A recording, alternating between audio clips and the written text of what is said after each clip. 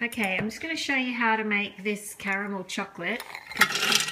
There's been a few questions about it. So I've got raw cashews and raw macadamias, a vanilla bean and coconut. Now with the coconut, I buy the preservative-free organic coconut, and just desiccated is fine. You could use shredded if you wanted to, but you will find that some coconut works better than others. So I'm just going to show you how this one works, and maybe it's trial and error, I don't know, but for some reason some coconut seems to work better than others. I've just got to find my lid. Okay, so we're just going to blend that up first for 30 seconds. Okay.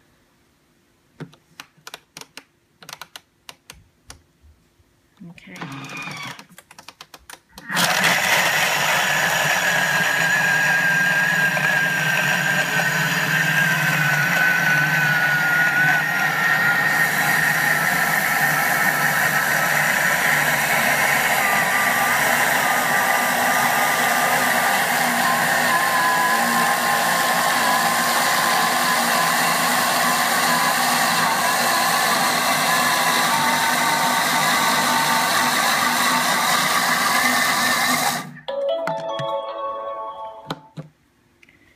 Okay, so you can see that it became like a nut butter kind of thing, just very thick, like that. That's what it should look like at this stage.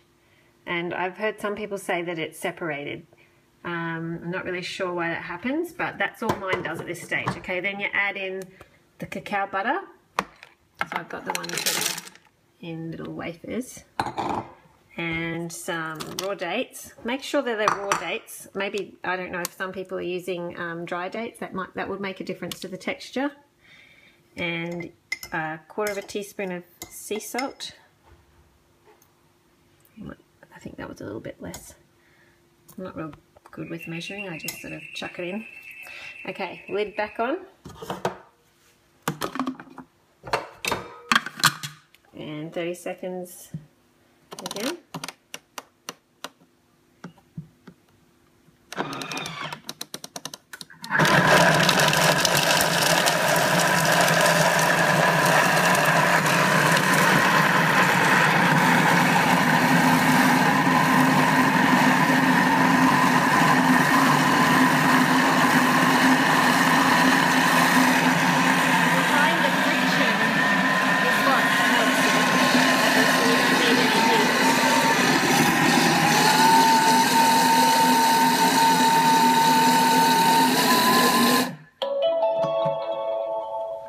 Okay, so I'll show you what that looks like at this stage. So it's kind of a thick, chunky, still grainy, but it's a paste. So that's what it should look like after the 30 seconds. And then I just scrape that down. It probably doesn't even need scraping down. But see how that's kind of creamy? But it's not smooth yet. So the smoothness comes from the 10 minutes where you just leave it blend. Okay, so pop the lid back on. And then we're just going to put it on for 10 minutes. And you don't need a temperature, sorry. Just 10 minutes, speed 5. And the reason for speed 5 is so that it doesn't spray up the sides.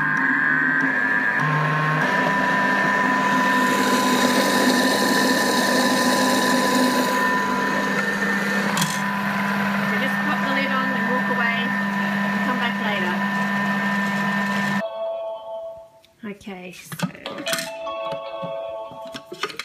look. So that's what it looks like when it's finished the 10 minutes of blending. And then I scrape that down and give it a really good, give it one more really good blend for a minute on speed 9. Just to get those last little bits. But see how that's just liquid? That's what it should look like. It shouldn't be separated. It's kind of like runny peanut butter. So a minute. And you can see that it's 37 degrees because of the friction, but it's not because you've set a temperature, it's just from the friction.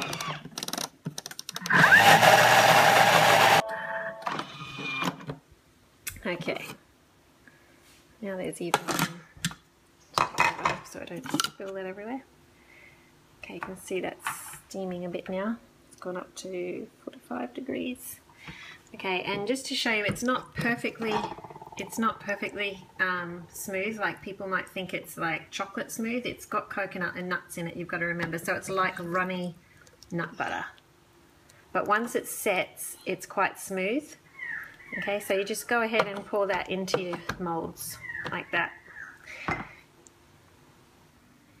So I'm going to use some Easter egg molds since it's nearly Easter. Trying to do this without any kids here to help me film. So you can see how runny that is. Can you see that? But it's not, yeah, I've had a few people say, oh, mine was gritty. Yeah, it is a bit gritty, but it does set smooth. Now, if you do get the problem where it separates and you get oil and gluggy coconut, I think that's different types of coconut that causes that, and I'm like different brands.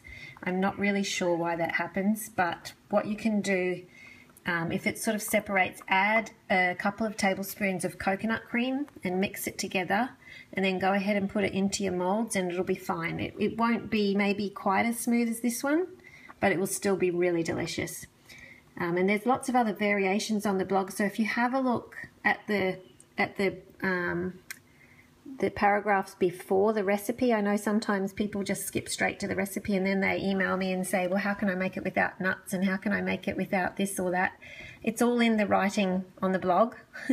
Just have a look and you'll be able to find it there. I've made those a little bit full. I have to go and neaten that up. It's from doing it with one hand. Okay, and I'll show you the finished product soon.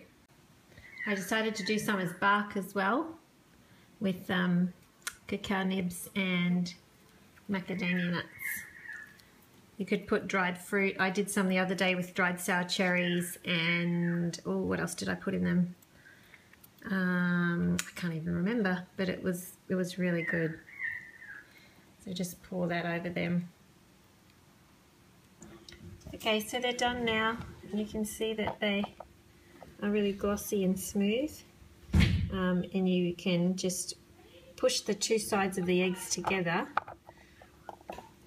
and they'll just stick. See? And just smooth the edges so that it ends up like that. And then you've got your little eggs, and there's the bark. I didn't have quite enough to cover it, but you can see that that's lovely. So that's what it should look like. It shouldn't be all, it turns out really smooth once it's all set. So hopefully you can get yours to be like that as well. It's very easy. Okay.